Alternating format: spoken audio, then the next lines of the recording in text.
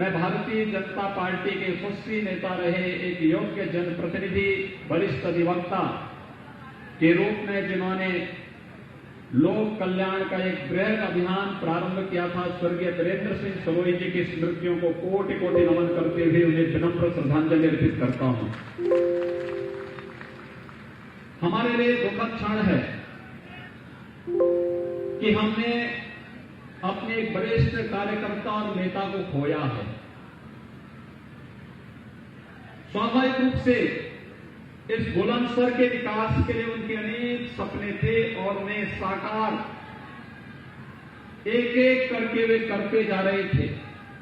मुझे याद है जब भी मेडिकल पर यहां पर किसी समस्या या कोई भी विकास से जुड़ी हुई योजना की बात आती थी, सिरोही जी के साथ यहां के माननीय सांसद, सभी माननीय विधायकगण एकजुट होकर के बुलंदशहर की एकता का प्रतिनिधित्व करते हुए आते थे और कहते थे बुलंदशहर को ये चीज चाहिए, और सरकार पूरी मजबूती के साथ उनके कदम से कदम मिलाकर के चलती थी और विकास की योजनाएं बुलंदशहर जनपद के लिए स्वीकृत होती हुई दिखाई देती थी।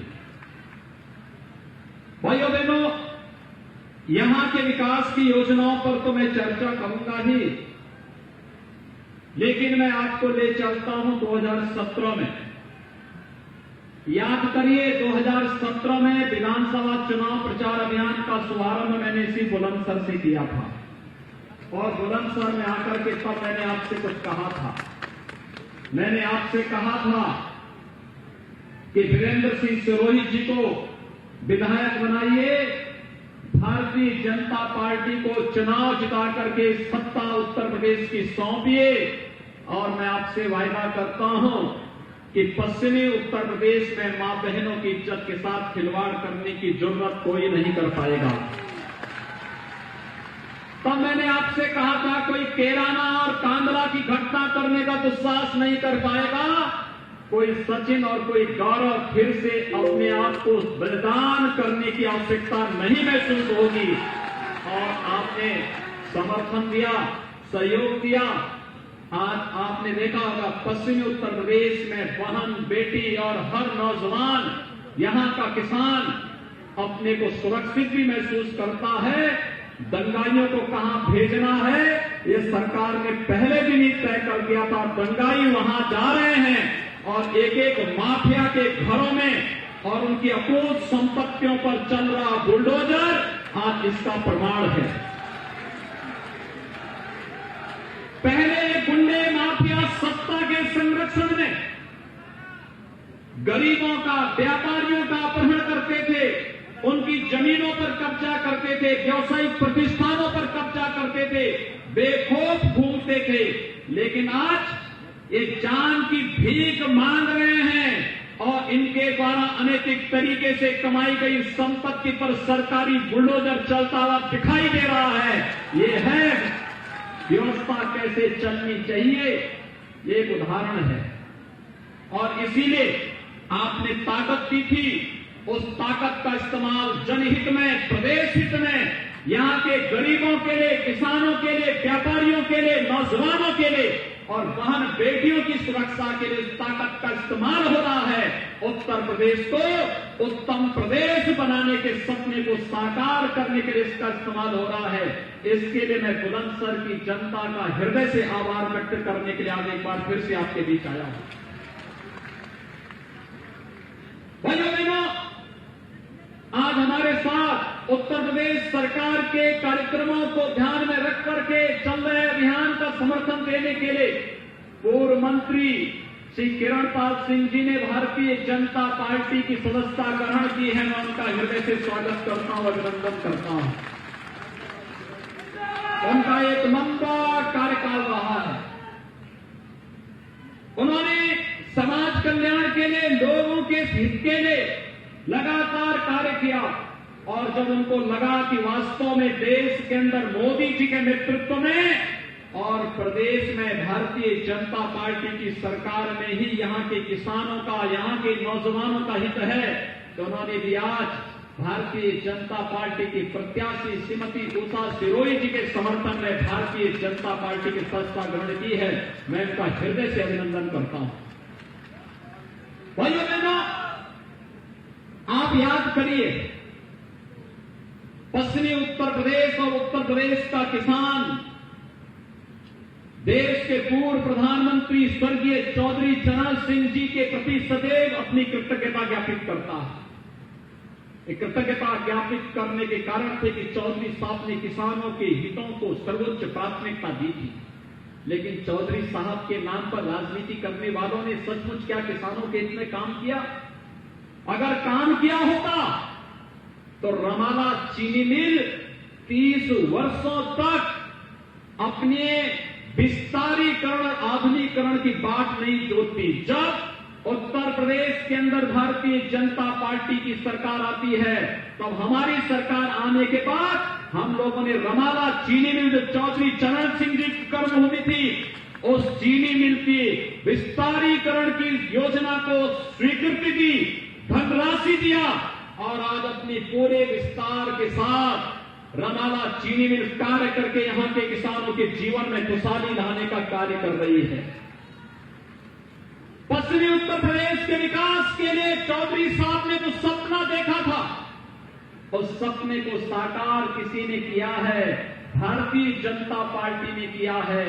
और चौधरी साहब के उन सपनों को साकार करने का कार्य कोई करेगा, भारतीय जनता पार्टी करेगी, कोई अन्य दल नहीं कर सकता। लोगों ने राजनीति बहुत की, लोग बहुत बोलते रहे। यहां के लोग सीधे हैं, सज्जन हैं और दो टूक बात करने के आदी हैं। और उनकी सज्जनता का प्रमाण है अलीगढ़ में मुस्लिम विश्वविद्यालय की स्थापना के लिए राजा महेंद्र प्रताप सिंह जी ने अपनी पूरी संपत्ति दान कर दी। लेकिन राजा महेंद्र प्रताप सिंह जी के नाम पर उस विश्वविद्यालय में एक भी शिलापट नहीं था। यहां तक कि अलीगढ़ मुस्लिम विश्वविद्यालय में किसी भी प्रकार से अनुसूचित जाति, जनजाति, पिछड़ी जाति के छात्रों के लिए न तो वहां पर नौजवानों को नौकरी में और न ही वहां पर प्रवेश में ही कोई आरक्षण की सुविधा उनको दी गई। लेकिन आज मैं कह सकता हूं, भारतीय जनता पार्टी की सरकार प्रदेश में आई और महाराजा महेंद्र प्रताप सिंह जी के नाम पर एक नया विश्वविद्यालय उसी अलीगढ़ में बनाने का कार्य हमारी सरकार कर रही है। जो लोग जातिवाद की राजनीति करते हैं, इनको आईना दिखाइए और बोलिए इनको कि तुम्हारा जातिवाद यहां पश्चिमी उत्तर प्रदेश को माफियाओं के चंगुल में धकेलने के लिए, किराना और कांदला से व्यापारियों को पलायन करने के लिए और मुजफ्फरनगर में दंगों की श्रृंखला को खड़ा करके किसी सचिन और किसी गौरव को, किसी निर्दोष सचिन और गौरव को निर्दोष मरवाने के लिए तुम्हारी जातिवाद के नारे होते हैं। तुम्हारा जातिवाद नहीं चलेगा, बल्कि यहां पर भारतीय जनता पार्टी का विकास और राष्ट्रवाद का नारा चलेगा। और यही आह्वान करने के लिए आज मैं आपके बीच आया हूं। हमने विकास और राष्ट्रवाद का जो नारा आपको दिया था, भाइयों बहनों, आज उसी का परिणाम है।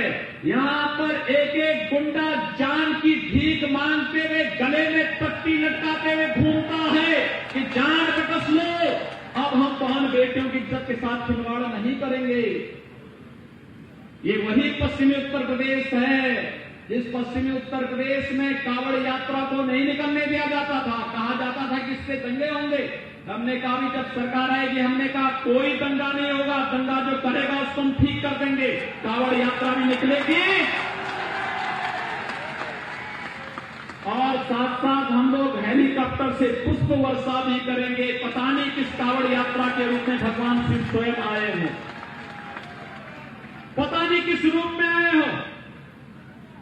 और मैं फिर आपसे कहने के लिए आया हूं, भाइयों बहनों, 2014 में देश के अंदर राजनीति की धूरी को बदलने का कार्य प्रधानमंत्री मोदी जी ने किया। उन्होंने देखा कि देश को जाति के नाम पर बांटने वाले लोग ये तमाम प्रकार के वादों में बांट करके देश को कमजोर करने का कार्य कर रहे हैं। कहां जाएगा इस देश का नागरिक अगर ये देश कमजोर हो जाएगा? कल आपने देखा होगा कांग्रेस के एक सुनामधन्य नेता, उनके पूर्व अध्यक्ष केरल में पीएफआई से जुड़े हुए लोगों से मिलने के लिए जाते हैं। ये पीएफआई क्या देश की पीसी है क्या? तो देश में दंगों की एक श्रृंखला खड़ी करना चाहती है।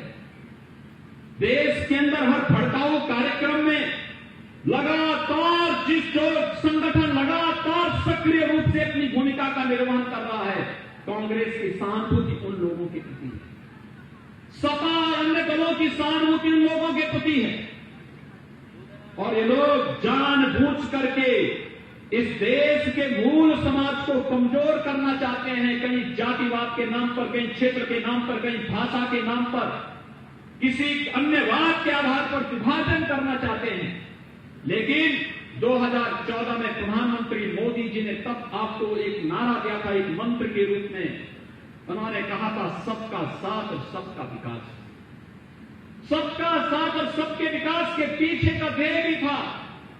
उन्होंने कहा था, हमारी सरकार गांव के लिए, गरीब के लिए, किसान के लिए, नौजवान के लिए, महिलाओं के लिए और समाज के प्रत्येक तबके के लिए कार्य करेगी।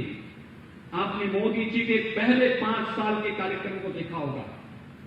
हर गरीब को मकान मिलेंगे, हर गरीब को शौचालय मिलेगा, हर गरीब को विद्युत का कनेक्शन निःशुल्क मिलेगा, हर गरीब को रसोई गैस का कनेक्शन निःशुल्क मिलेगा, हर किसान को प्रधानमंत्री किसान सम्मान निधि का लाभ मिलेगा, हर किसान, नौजवान के लिए तमाम प्रकार की योजनाओं को, चाहे वह स्किल मिशन के अंतर्गत हो, मेक इन इंडिया के अंतर्गत हो या तमाम प्रकार के अन्य योजनाओं के अंतर्गत कार्यक्रम चलेंगे ही चलेंगे। लेकिन साथ साथ हर गरीब को प्रदेश के, देश के अंदर उन्होंने आयुष्मान भारत की 5 लाख रुपए की निःशुल्क सालाना स्वास्थ्य बीमा का कवर देने का काम भी प्रधानमंत्री मोदी जी ने किया। हमने तो किसी की जाति नहीं देखी, हमने तो किसी का क्षेत्र नहीं देखा, हमने तो किसी का भाषा नहीं देखी। हमने तो कहा जो भारत का है, प्रत्येक नागरिक का अधिकार भारत के संसाधनों पर है और उसको इसका हक मिलना ही चाहिए, उसको दिया जा रहा है।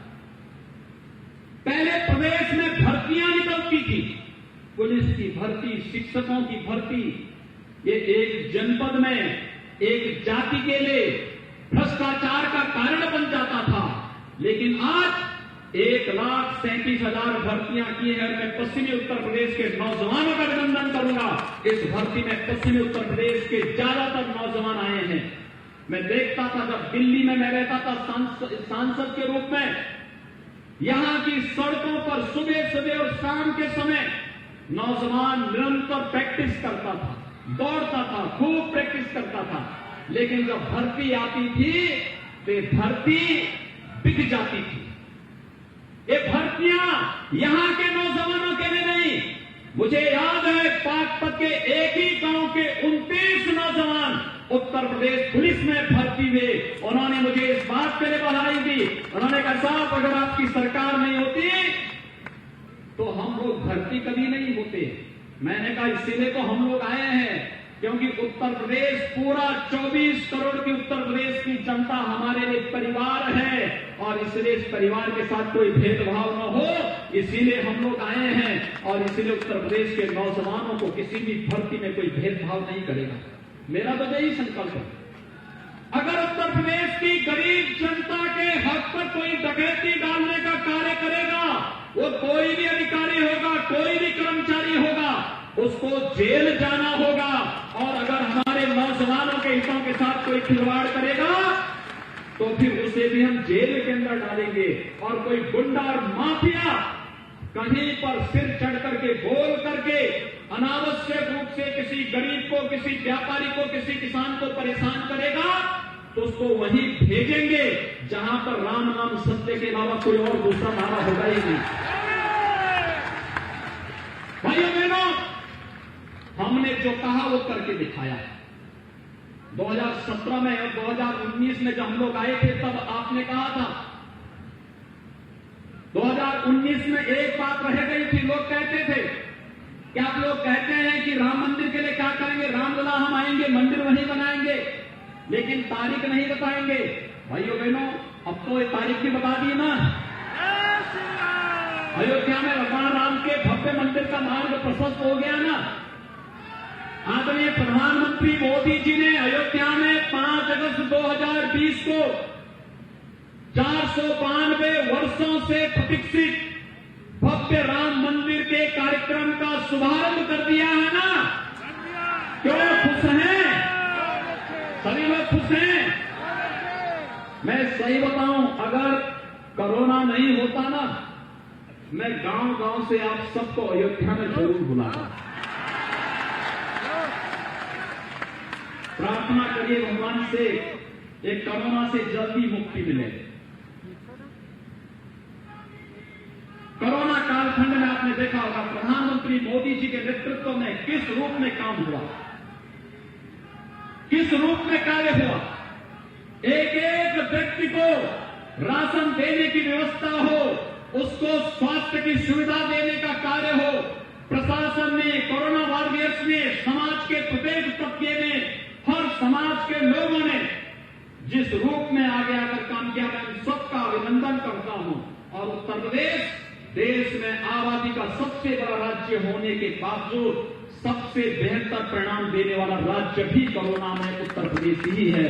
भाइयों बहनों, ये सब आपके कारण संभव हो पाया है और इसीलिए मैं आप सबसे अपील करूंगा, मेरी अपील होगी आप सबसे कि जब तक दवाई और वैक्सीन नहीं आ जाती हमारे पास, तब तक 2 गज की दूरी और मास्क जरूरी का पालन हम जरूर करें।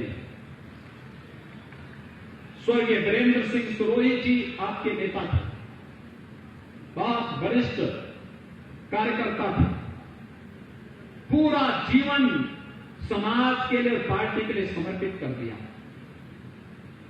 उन्होंने जो कहा, हमारे सांसद और विधायकों ने जो कहा, हमने बुलंदशहर के लिए किया। बुलंदशहर में कोई सोचता था आज मेडिकल कॉलेज भी बुलंदशहर में बनने जा रहा है। भाइयों बहनों, बुलंदशहर के लिए मेडिकल कॉलेज, चीनी मिल बंद हो गई थी, सपा सरकार बंद कर चुकी थी। चीनी मिल की शुरुआत श्री सुरेश राणा जी ने सिरोही जी के और यहां के माननीय सांसद और विधायकों के कहने पर प्रारंभ कर दी है। अमृत योजना में बुलंदशहर के विकास की परियोजना को तेजी के साथ आगे बढ़ाने का कार्य हो ही रहा है। लेकिन भाइयों बहनों, बगल में ही जेवर में हम लोग एयरपोर्ट बना रहे हैं, उसका लाभ सबसे ज्यादा बुलंदशहर को ही मिलना है। और सुनेंगे, अब फिल्म सिटी के लिए मुंबई नहीं जाना पड़ेगा, बुलंदशहर के ही बगल में फिल्म सिटी भी बना रहे हैं। फिल्मों में काम करने का अवसर मिलेगा आप लोगों को। मैं तो यहां के सांसद भोला सिंह जी को बोला हूं कि भाई देखो, जनता की सेवा करो, फिल्मों के चक्कर में मत पड़ना भी से। ये तो पता लगा कि फिल्मों में काम करने के लिए चले गए, जनता यहां ढूंढ रही है, लेकिन वे जनता की सेवा में लगेंगे, जनता का कार्य करेंगे और पूरी मजबूती के साथ यहां पर कार्य होगा। विकास के पैमाने पर, सुरक्षा के मुद्दे पर और भ्रष्टाचार के मुद्दे पर कोई समझौता नहीं। भाइयों बहनों, इसकी जिम्मेदारी हमारी। आप भारतीय जनता पार्टी को चुनाव जिता करके भेजिए, यही अपील करने के लिए मैं आपके बीच आया हूं। और भाइयों बहनों, श्रीमती उषा सिरोही जी को भारतीय जनता पार्टी ने अपना प्रत्याशी बनाया है। उन्हें भारी बहुमत से चुनाव जिता करके भेजेंगे। दोनों हाथ उठा करके मेरे सामने बताइए। देखिए, कोविड-19 के बावजूद मैंने तो कहा था कि भाई 2000 से ज्यादा लोग नहीं आएंगे, आप लोग यहां 30,000 की संख्या में आ गए।